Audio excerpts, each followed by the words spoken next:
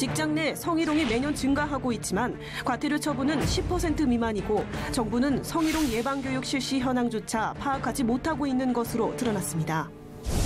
작년 기준 위반 건수 179건 중 과태료 처분을 받은 경우는 10건에 불과해 이런 솜방망이 처벌이 직장 내 성희롱을 부채질하고 있다는 지적이 나오고 있습니다. 직장 내 성희롱 문제, 예방과 근절을 위한 대책은 무엇일지 하나님의 법, 세상의 법에서 알아봅니다. 하나님의 법, 세상의 법, 이재만 변호사님 나오셨습니다. 변호사님 안녕하세요. 네, 안녕하세요. 반갑습니다. 네. 그 직장 내 성희롱 문제가 요즘 굉장히 이렇게 핫 이슈로 부각이 되고 있는데요. 점점 늘어나고 있다죠. 국감에서도 이번에 보고된 것 같은데요. 예, 이번에 이제 국회에 이제 보고된 그 자료에 의하면 최근 5년 동안 그 성희롱 진정 건수가 지난 5년간 한 2배 정도 증가했다고 합니다.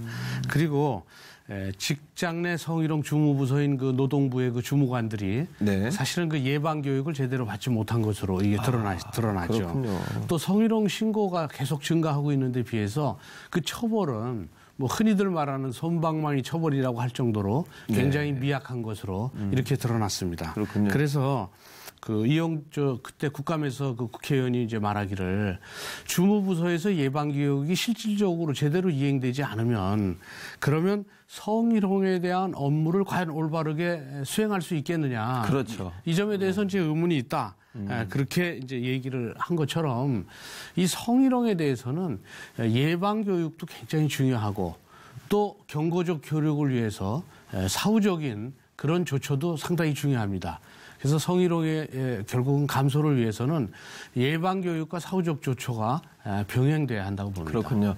모든 직장이 성희롱 예방교육을 반드시 의무적으로 실시해야 되는 거죠. 예, 결국은 이제 모든 직장에서는 성희롱 예방교육을 하는 것은 맞습니다. 근데 의무적으로 반드시 해야 되는 기업은 근로자 10인 이상의 기업은 의무적으로 하고 10인이 아닌 경우에는 결국 의무는 없지만 마찬가지로 성희롱 사건이 발생되면 결국 회사의 생산성도 떨어지고 능률도 떨어지고 회사의 성과도 떨어지고 이런 여러 가지 문제가 있으니까 10인 이하의 경우에도 성희롱 예방교육을 하는 것이 더 좋겠죠. 그래서 결국은 지금 성희롱 예방교육 대상 기업이 전국적으로 한 29만 개 정도 되는데 29만 개. 예. 노동부가 이제 매년 실시하는 그 고용평등 분야 지도 점검 현황 거기에서는 지난 4년간 했는지 안 했는지를 한 2,000개 정도만 점검을 했답니다. 아, 그렇군요. 그러니까 나머지가 했는지 안 했는지 알 수가 없는 거예요. 그렇죠. 그러니까 이제 뭐 성희롱 예방 의무화시켰으면 이제 했는지에 대해서 전부 전수조사를 하든지 해야 되는데 이 점에 대해서 좀 약하고 그러니까 결국은 행정감독을 받은 것은 전체 한 0.7%밖에 안 되니까 그래서 노동부로서는 이제 뭐 여러 가지 해명 자료는 냈지만 그래도 뭐 비판은 면치 못하고 그렇군요. 있는 것이죠. 그 직장 내 성희롱이라는 게 사실 어떤 걸 가리키는 겁니까? 직장 내 성희롱에 해당 요건은 법에서 규정을 하고 있습니다. 그 규정은 남녀 고용 평등과 일가정 양립 지원에 관한 법률 2조 2호에 있습니다. 그래서 그 내용을 이제 그대로 보면 직장 내 성희롱이라는 이제 사업주나 또는 직장 상급자가 직장 내 자기 지위를 이용해서 결국 업무하고 관련해서 다른 근로자에게 성적 수치심이나 굴욕감을 느끼게 하는 그런 행동을 하거나 또는 성적 원동 또는 그 밖의 요구에 응하지 않았다는 이유로 고용에서 불이익을 주는 경우 이 모든 것을 성희롱이라고 했습니다. 근데 이제 성희롱인지 아닌지에 대해서 이제 상당히 뭐랄까 그 경계가 모호하죠. 그렇죠. 성희롱이라는 것은 두 가지의 요건이 충족돼야 됩니다. 첫 번째 주관적 요건으로 그 당사자가 나는 상대방의 언동으로 인해서 성적 수치심과 굴욕감을 느꼈다는 이런 주관적인 요건이 필요하고요. 두 번째는 예민한 사람은 다른 사람은 전혀 안 느끼는데 혼자만 느낄 수 있으니까 객관적으로 그 당시 그 상황에서 많은 일반인이 상식적인 일반인이 평균적 시각으로 봤을 때 그 정도의 행동이라면 성적 수치심이나 굴욕감을 느꼈을 것이다 라고 하는 객관성이 있어야 됩니다. 그러니까 아주 예민한 사람이 나 성희롱이다라고 해서 성희롱이 되는 건 아니고요. 그렇네요. 일반인이 봤을 때 그래서 상황도 보고 행동도 봤을 때 저 정도라면 굴욕감을 느끼고 성적 수치심을 느꼈을 것이다. 이렇게 봤을 때 결국은 성희롱이 성립되는 것이죠. 판단 기준이 조금 이렇게 모호한 부분도 있는 것 같아요. 그렇죠. 또 주관성, 객관성 이런 것들 필요한 것 같은데 중요한 거는 이 직장 내 성희롱에 대한 처벌 수위는 어떻게 되는지. 이제 직장 내 성희롱이라는 것은 이제 형법에서 나오는 그 추행, 강제 추행이 아닙니다. 그러니까 성희롱은 직장 내 성희롱은 형법상의 강제 추행이 아니기 때문에 성희롱으로 형사처벌되지는 않습니다. 아, 그렇습니까? 다만 성희롱으로 민사상 손해배상 책임을 추궁할 수는 있고요. 또 직장 내에서는 징계의 사유가 됩니다. 그 자리에서 다른 자리 한직으로 밀려날 수도 있고, 그러네요. 이제 뭐 파면될 수도 있고 극단적으로는 이런 징계를 받게 되고요. 근데 사업주가 성희롱 가해자인 경우가 있어요. 아, 그렇죠. 이럴 경우에는 자기가 뭐 파면될 수는 없으니까 그렇죠. 이럴 때는 1,000만 원 이하의 과태료 처분을 받게 됩니다.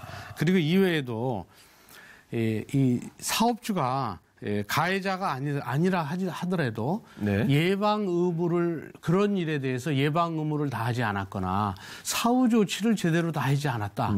그래서 이 피해자를 보호하지 않았다는 어떤 그런 고의나 과실이 인정되면 손해배상 책임을 부담하게 되니까 이 사업주로서는 그런 성희롱 사건이 발생됐을 때는 즉각적으로 예방교육도 하고 평소에 그리고 사후 조치를 게을리하면 과태료 처분을 받을 수도 있고 손해배상 책임을 부담할 수도 있으니까 주의해야 되죠.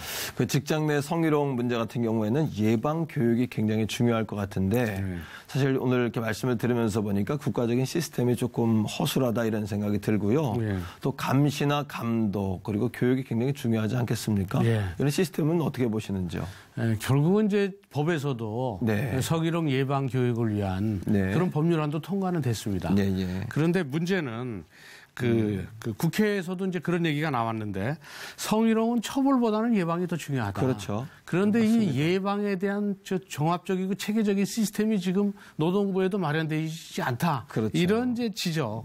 더더군다나 이 예방 교육을 위해서는 우선 실태 파악을 먼저 하고 원인을 파악한 후에 그거에 대해서 어떻게 예방할지에 대한 그 대책이 나와야 되는데 실태 파악조차도 제대로 돼 있지 않다.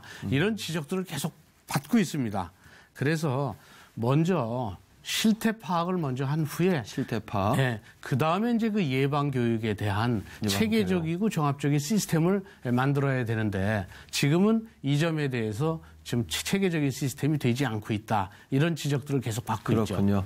말씀을 들으면서 보니까 국가적인 시스템에도 조금 문제가 있긴 합니다만 또 국민들의 정서나 사고, 도덕성에도 문제가 있지 않겠는가 이런 생각을 하면서요. 하나님 말씀에 보면은 약자를 늘 귀하게 여기라고 말씀하시잖아요. 고아나 과부, 나그네나 이방인들을 하나님들 돌아보고 귀하게 여기라고 하시는데 우리가 그런 정신을 가질 수 있다면 성희롱이라는 것은 직장 내 상사가 약자들에 대해서 대부분 행해지는 어떤 행태가 아니겠습니까? 그런 부분이 일정 부분 좀 해소되지 않겠는가 이런 생각을 하게 되고요.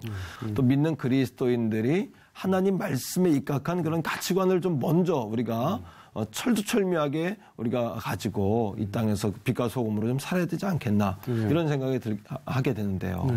결국은 이제 인식의 문제인데요. 그렇죠. 성희롱에 대한 문제에 대해서는 실제적으로 이 성희롱에 대한 예방 교육을 받은 적이 없기 때문에 이 성희롱이 이게 결국은 범죄가 될 수도 있다. 이 점에 대한 인식이 없습니다. 그렇습니다. 이게 어떻게 성희롱이냐, 이게 무슨 성추행이냐, 나는 그저 장난이고 농담이었다. 이렇게 생각하는 사람들이 있어요. 그렇습니다. 맞습니다. 그런데 이런 사람들은 자기의 인식이 변화되지 못하고 시대 변화를 알지 못해서 결국은 처벌받거나 징계받으면서도 굉장히 억울해하는 거예요. 맞습니다. 그러니까 성희롱 예방 교육이 그만큼 중요한 것이죠. 그래서 부하 직원을 함부로 해야 된다는, 특히 여성 경우에는 함부로 해야 된다는 이 점에 대해서는 이 시대착오적 행동을 하면 안 되는 것이죠. 그러니까 예방 교육을 지속적으로 하는 것이죠.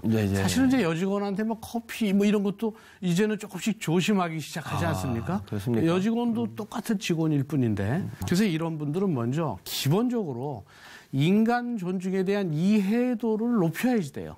그런 이해가 높아야 되고 그리고 또 내가 하는 이런 언동이 크리스찬으로서 하나님 앞에서 나는 조금도 부끄러움이 없다. 이런 판단이 되지 않는 한 언행을 자제해야 되는 것이죠. 그래서 스스로 자제하고 또 언행을 조심스러워하면 이거 한 몇 달만 하면 이게 습관이 됩니다. 그래요. 그게 이 습관이 되면 부하 직원들도 상급자의 습관적 행동을 따라서 배우게 되고 이렇게 되면 결국 전체 국민들의 시민의식이 결국은 좀 상승될 걸로 봅니다. 예. 하나님 말씀은 시대를 초월한다는 생각이 드는 거예요. 그렇죠. 예. 모든 가치는 변하지만 하나님의 말씀은 서로를 존중하고 또 섬기고 사랑하고 또 나누고 또 낮은 자가 되어지고 그 영혼들을 하나님 앞에 인도하는 그런 궁극적인 목적을 이루도록 우리에게 늘 말씀하셨던 그 하나님의 말씀을 생각하면 이런 직장 내 성희롱 문제도 사실은 거뜬히 우리가 감당해 나갈 수 있는 그런 문제가 숙제가 아닐까 이런 생각을 하면서요. 오늘 귀한 방송을 통해서 시청자분들이나 우리 모두가 하나님 앞에 서 있다. 네. 이런 개인적인 종교 개혁의 정신을 가지고 살면 끼어있는 마음을 가지면 좋겠다 이런 마음을 갖습니다. 변호사님 오늘 말씀 고맙습니다. 네, 감사합니다.